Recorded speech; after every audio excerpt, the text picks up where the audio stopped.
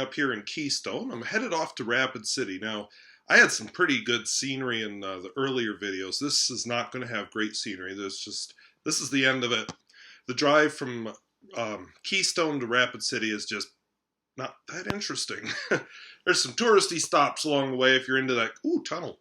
If you're into that kind of thing, but really, it's just not that interesting. By the way, there were some elk there. People were, I think it was elk. I can't remember now. It's been too long.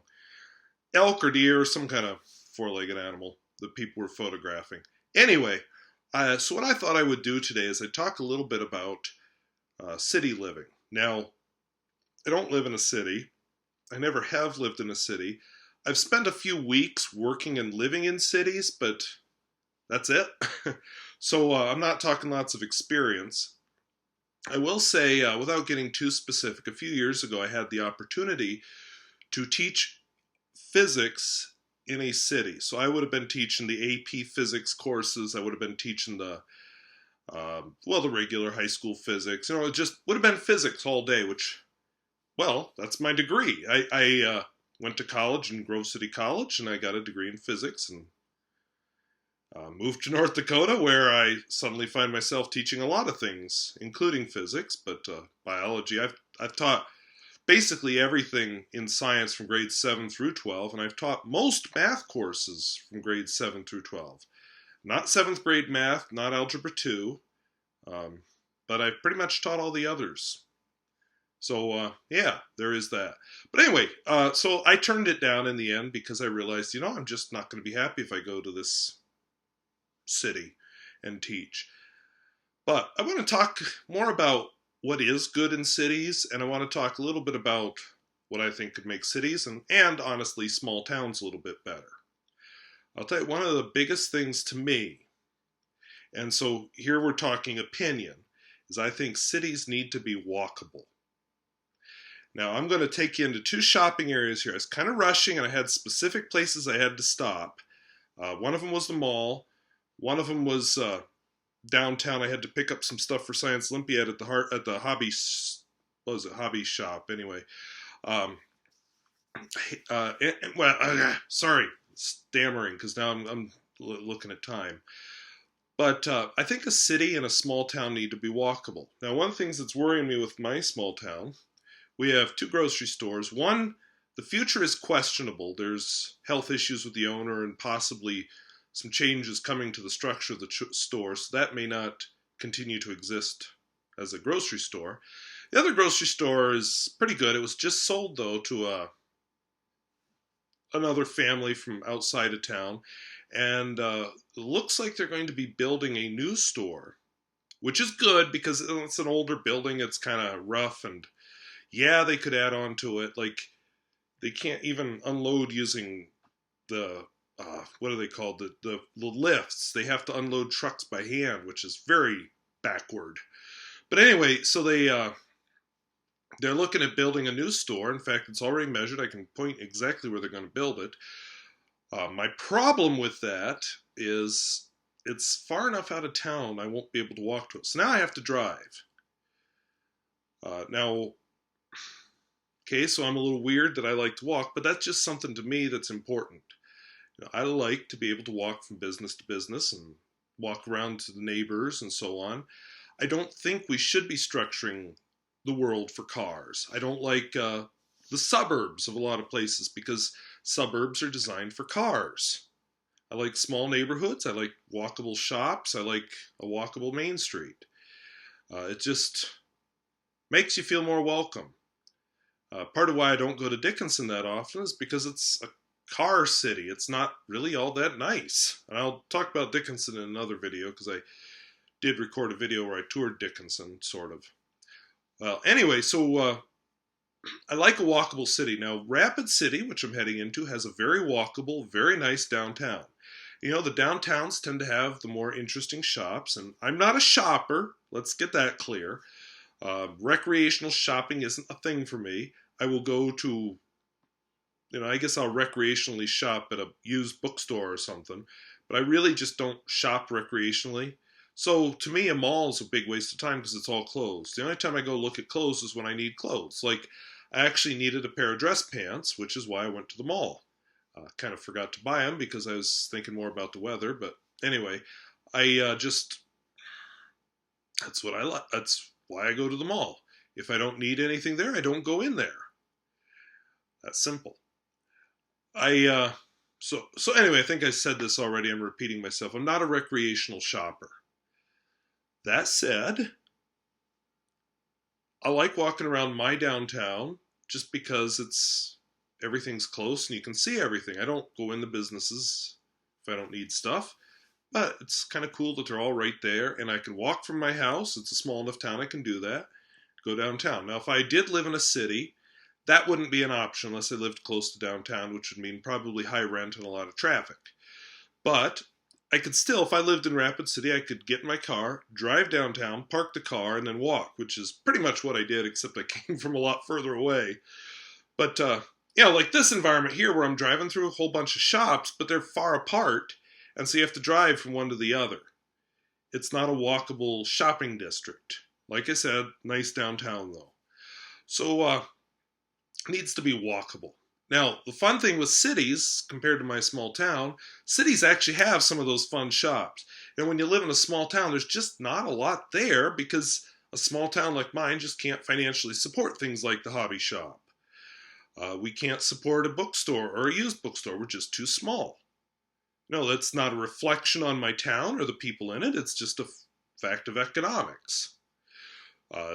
Rapid City can support stuff like that. If I go to a larger town, since this is kind of turned into a fountain pen channel, you'll find your fountain pen stores. Rapid City is too small to support a fountain pen store. It's just a fact of economics. If they have fountain pens in Rapid City, you'll find them usually in a store with a bunch of other stuff, stationery and such.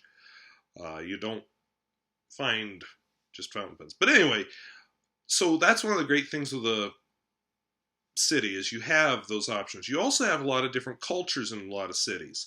You're looking at Rapid City or you look at Fargo and you think to yourself, wow, yeah, it's pretty much all white Caucasian Norwegian people. Well, no. Even Dickinson's getting to be even my own small town's getting to be less and less that way.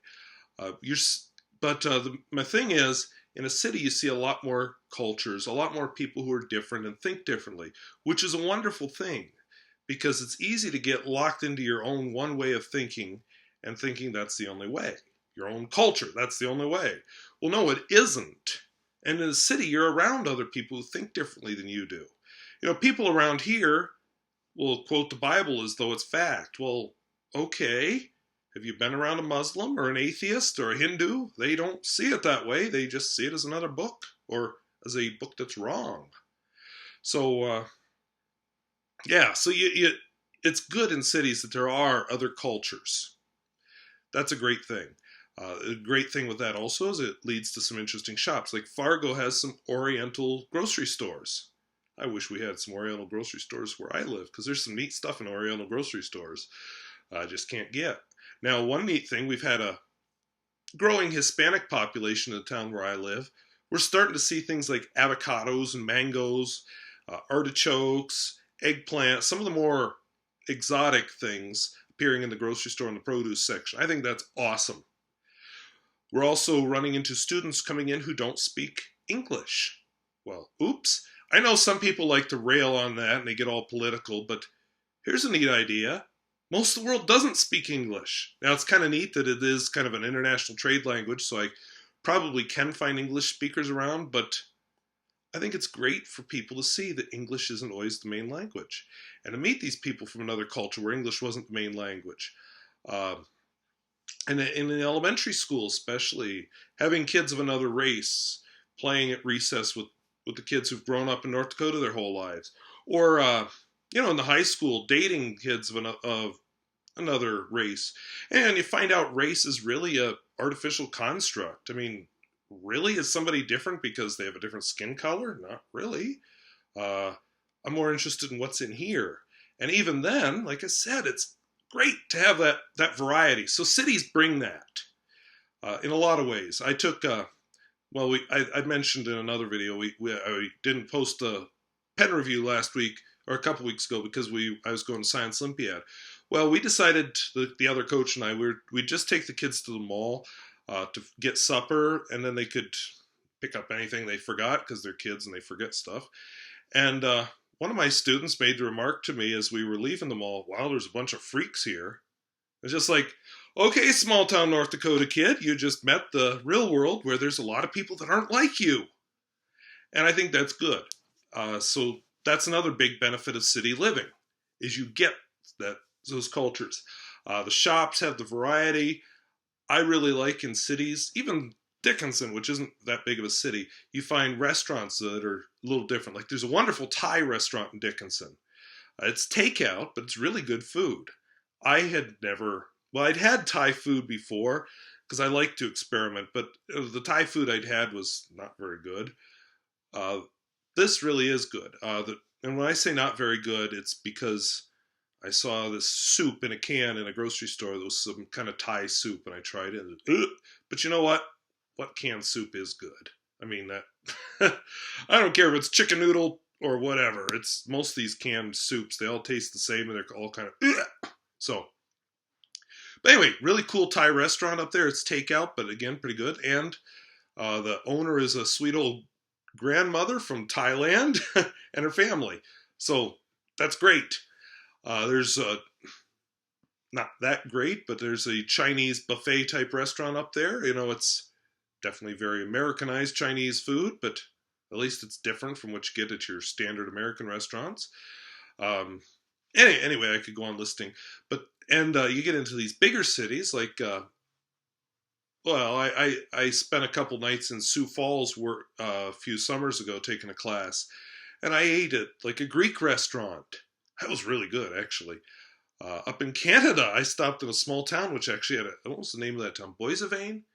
Anyway, I think it was Boissevain, Manitoba, had a Greek restaurant many years ago. I haven't been to Boissevain basically since 9/11 because it's gotten a lot harder to cross the border, so I just don't go to Canada anymore. But anyway, or was it Brandon? No, it was Boissevain. Brandon's the city up there. Boissevain's a small town. My small town is getting we have a Chinese restaurant, which again is basically Americanized Chinese. We're going to get a Mexican steakhouse, which I'm curious to see how that pans out. But it's nice at least to have something that's not burgers and steak and all that boring American food. So so you get a variety of restaurants, and if chain restaurants are your thing, there's plenty of chains in the city also. Another neat thing with cities is it's easier to find people like you. Now, good thing in my small town is that you are forced into different groups and maybe to associate with people you wouldn't ordinarily choose to associate with, and you get to see their essential humanity and get an appreciation for that they're different from you. But at the same time, sometimes I think, wouldn't it be nice if there was someone in my small town who liked fountain pens? Okay, that's a lie. There's actually a couple students who make fountain pens, but I don't socialize with my students because that's weird.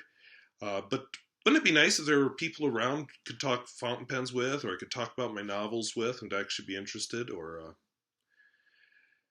talk politics with? This is obviously a pretty right-wing area where I live. Wouldn't it be nice if there were more people around who thought differently? Maybe some different religions around, maybe some atheists, Hindus, some other religions. Methodists and Presbyterians aren't really all that different. Catholics and Presbyterians aren't honestly all that different. So that'd be kind of nice. And the city has that. But at the same time, I think one of the dangers there is you can associate who you're comfortable with. I've seen it a little bit, even in the small town. I have to be careful here. But sometimes, these people who come in from outside, especially the Hispanics, some of them tend to associate just with other Hispanics. Some of the people who've been here say, oh, we're not going to associate with those Hispanics. You get that tribalism and whatever. But at the same time, it's a small enough town. A lot of that's evaporated and people do associate. They have to. And I like that. So, but on the other hand, in the city, you can specialize. Like if I taught in a city school, I could specialize in just physics. Students could specialize just in Science Olympiad, so I wouldn't be competing with basketball and sports and speech and FFA and all that to get my kids in for Science Olympiad practice. But small town, it's easier to get into a lot of different activities. You don't specialize as well, but you get a more rounded view. And there's good in both. I'm not going to say one's superior to the other because I go back and forth on that.